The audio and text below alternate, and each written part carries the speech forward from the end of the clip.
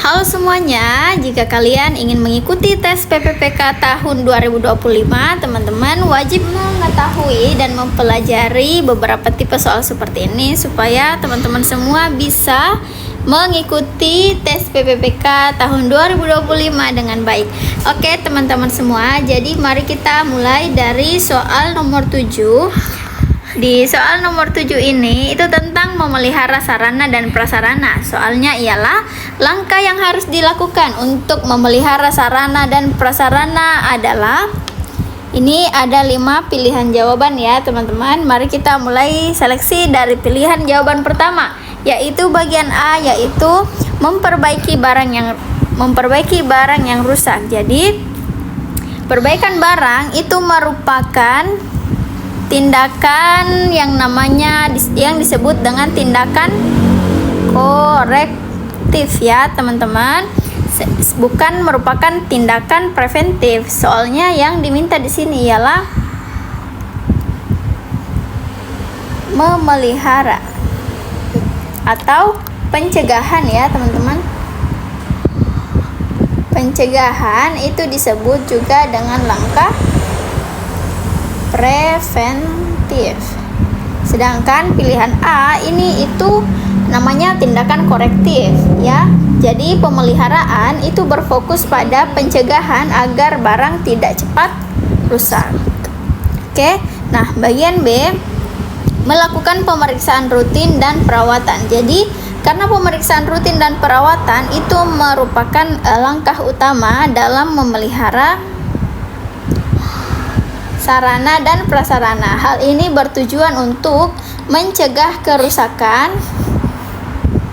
dan memastikan sarana tetap dalam kondisi optimal dan memperpanjang masa pakai barang tersebut. Sehingga pilihan jawaban B bisa disebut sebagai pilihan jawaban yang benar. Kemudian yang bagian C, menambah jumlah barang. Nah, menambah barang itu tidak termasuk pemeliharaan ya teman-teman, melainkan merupakan bagian dari pengadaan, sehingga pilihan jawaban B dan A ini masih kurang tepat. Nah, bagian D, mendistribusikan barang ke unit lain. Ini juga belum tepat ya teman-teman, karena mendistribusikan barang ke unit lain itu adalah bagian dari pengelolaan logistik, bukan pemeliharaan sarana.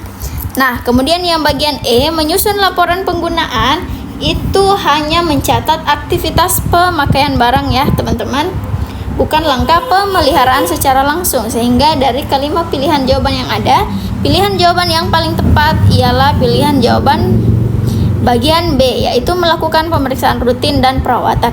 Jika teman-teman ingin mendapatkan ebook seperti ini, silakan teman-teman hubungi nomor yang udah tertera di layar serta mengakses link yang ada di layar juga teman-teman ya. Mari kita lanjut ke soal berikutnya.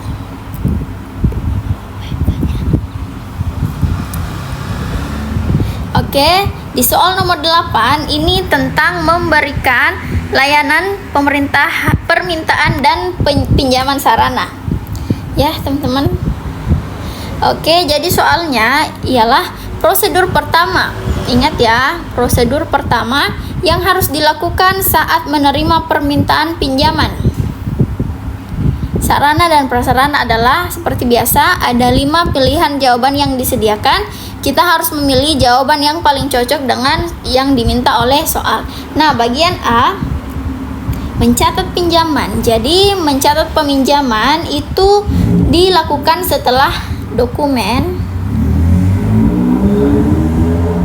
diperiksa dan barang dipastikan dapat dipinjamkan. Sehingga jika yang diminta ialah langkah pertama, maka langkah yang A ini masih kurang cocok ya teman-teman. Nah, kemudian yang bagian B, memeriksa kelengkapan dokumen permintaan. Nah, ini bisa menjadi pilihan jawaban yang benar karena langkah pertama dari proses peminjaman ialah memastikan kelengkapan dokumen permintaan sebagai bukti tertulis dan untuk memastikan permintaan sesuai prosedur.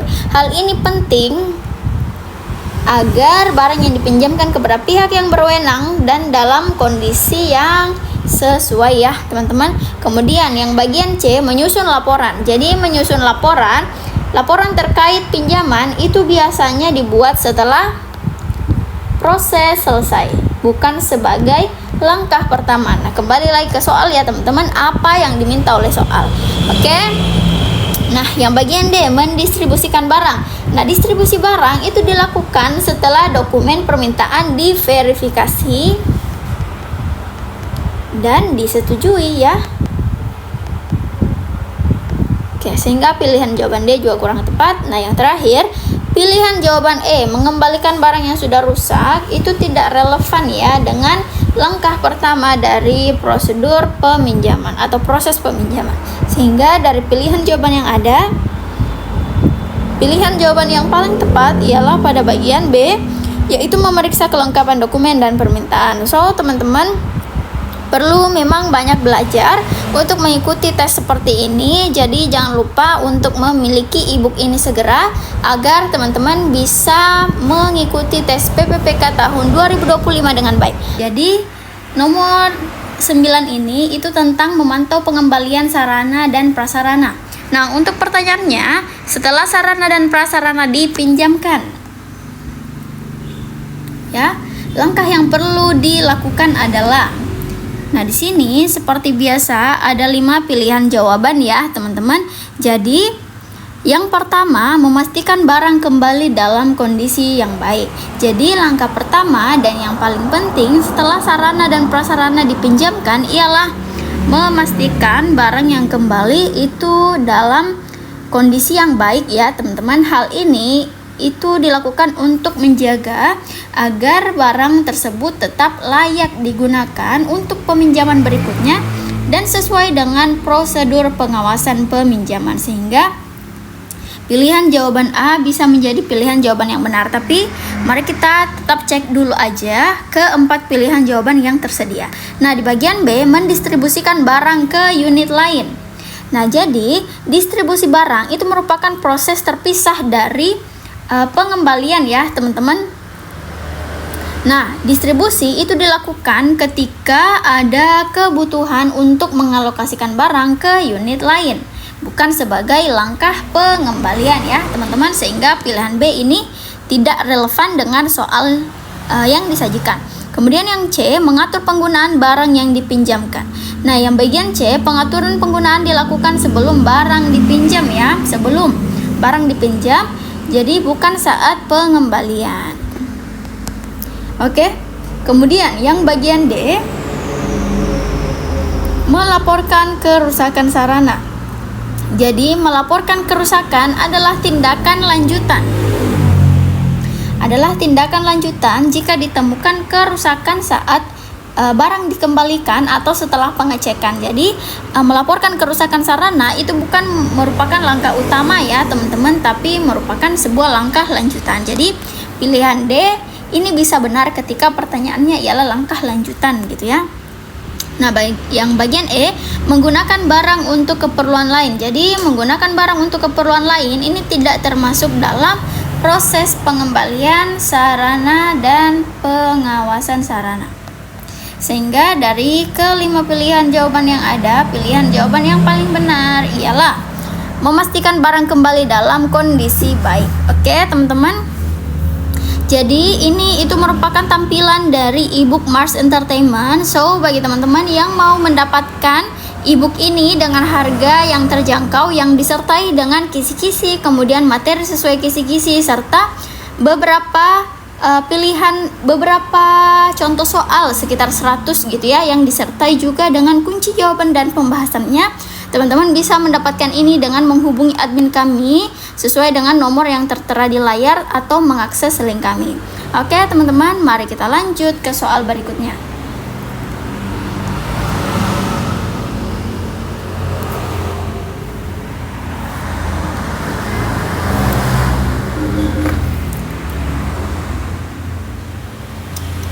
Oke, sekarang kita beralih ke soal nomor 10, yaitu menyusun laporan penggunaan sarana dan prasarana. Nah, jadi soalnya ialah laporan penggunaan sarana dan prasarana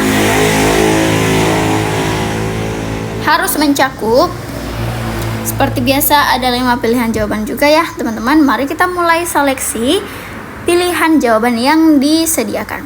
Yang bagian A, waktu dan tempat peminjaman. Jadi yang bagian A, informasi ini penting tapi hanya dari sebagian dari laporan yang dibutuhkan, karena yang kita bahas ialah laporan penggunaan ya teman-teman. Kemudian yang bagian B, kondisi barang dan waktu pengembalian. Nah, kondisi barang dan waktu pengembalian, jadi informasi ini juga penting untuk memastikan kalau barang yang dikembalikan itu dalam kondisi baik, tetapi laporan yang lengkap membutuhkan data tambahan gitu ya teman-teman. Nah, kemudian yang bagian C, nomor katalog barang. Jadi nomor katalog barang itu juga berguna untuk mengidentifikasi barang mana yang dipinjam tetapi tidak mencakup seluruh elemen dari laporan penggunaan.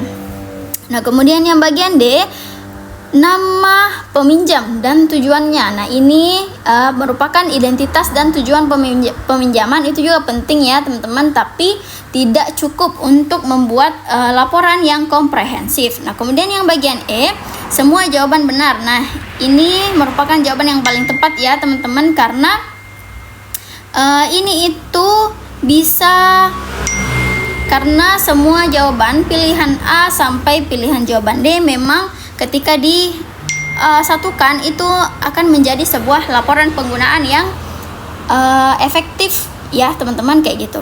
Jadi untuk soal nomor 10, pilihan jawaban yang paling tepat ialah yang bagian E, semua jawaban benar. Jadi laporan itu mestinya mencakup waktu dan tempat peminjaman, kemudian kondisi barang dan waktu pengembalian, nomor katalog barang, serta nama peminjam dan tujuannya. Oke teman-teman, segitu aja dulu video kita hari ini.